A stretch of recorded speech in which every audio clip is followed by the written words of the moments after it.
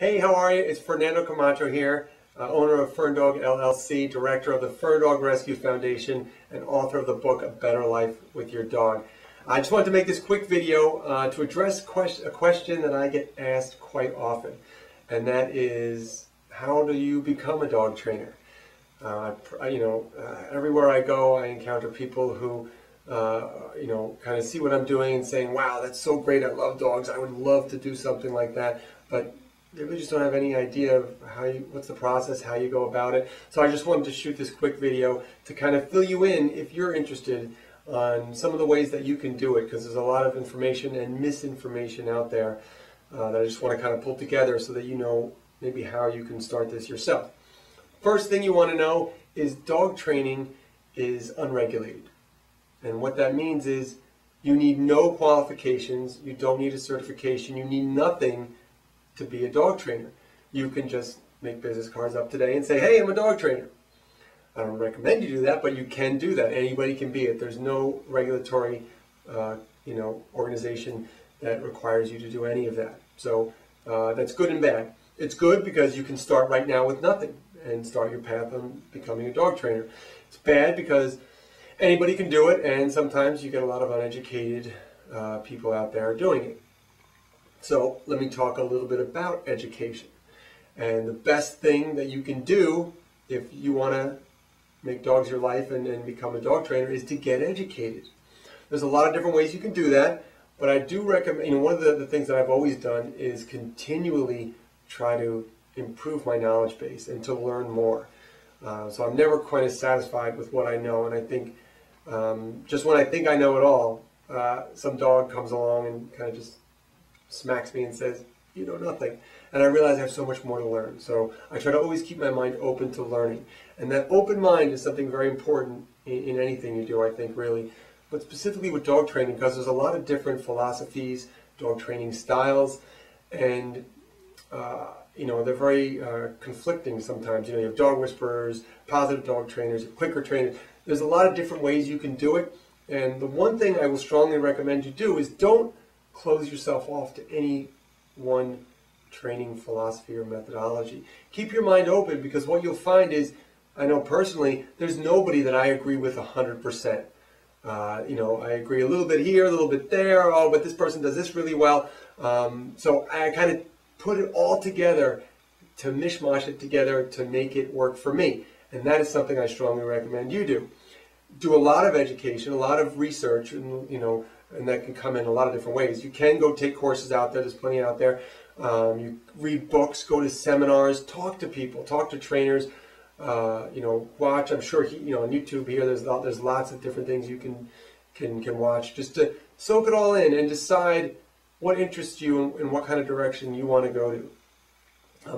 If you decide, okay, I'm going to become a dog trainer, you can get certified. There's a number of organizations that will certify you in dog training, and you take their course or you study their material, and then you take a test, and then you become certified. They give you a little piece of paper that says you're certified. I did do this. If I had to do it again, I would not, because I find that my clients could care less if I'm certified or not. They don't check where I went to school, and if they did, they have no idea what it is or what it means. All they care about is, can I help their dog? This is a very word-of-mouth industry, so all they want to know is, hey, you came recommended from this person, I'll work with you. So it's more about building your brand and your reputation and becoming good at your craft, rather than where you got certified or if you took a test or not. So although I did do one of the certification, one of the common certifications out there, if I had to do it again, I probably wouldn't go that route. I would still make education the forefront of what I did, but I probably wouldn't pay a lot of money for a certification that my clients really don't care that much about. Now, if you care about having initials after your name, if that's important to you, then you are going to have to go to one of the certifying agencies that supply that, so you can put those initials after your name. Again, for me, I could care less about that stuff, and my clients could care less about that stuff. But if that is something, it is as a goal, and it's important. And a lot of these certifications that do supply that, there's good value there, and they're going to teach you some valuable stuff, but it's not necessary. For me, I find I'm a very hands-on type of guy, so I find just doing stuff is the best education. just starting and working with dogs, volunteering at a local shelter or a rescue, working with dogs. I think reading books is great. I read a lot of books, and I encourage you to do a lot of reading, and I think that's one of the reasons I'm so successful is that I'm always constantly reading and learning more. But I don't think I would, like I said, I wouldn't go back and study all this terminology and buzzwords and scientific studies of the past so I could regurgitate it back on a test that I will never use. I've never told a client about B.F. Skinner in my life. Sure, it's great to know about B.F. Skinner and how he worked with dogs, and it's good to know about Ivan Pavlov and how he worked with dogs and how that got us where we are now. But my clients don't care about that, and I've never said that to them, and I've never used that piece of information with what I actively do in my day-to-day business. It's great. I'm glad I learned it, but it's not something I would do right away initially, and it's not something that's really helping me with my clients on a day-to-day basis.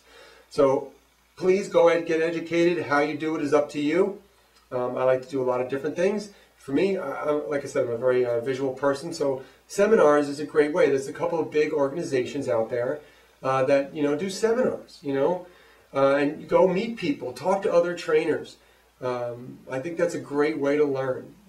Just getting in front of someone. When I first started, I went and I talked to any trainer who would listen to me, and I said, "Hey, tell me what you know. Tell me what do you know? What do you like?"